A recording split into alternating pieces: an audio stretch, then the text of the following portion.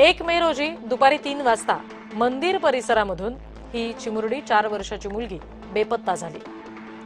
आजीसह नसरापूर ग्रामस्थांकडून या मुलीची शोधाशोध सुरू करण्यात आली।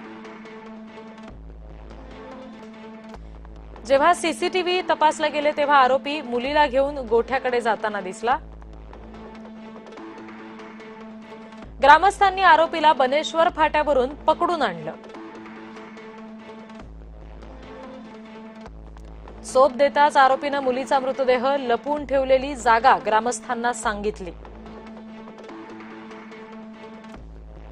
ग्रामस्थांनी आरोपी भीमाजी कांबळेला पोलिसांच्या ताब्यात दिलं।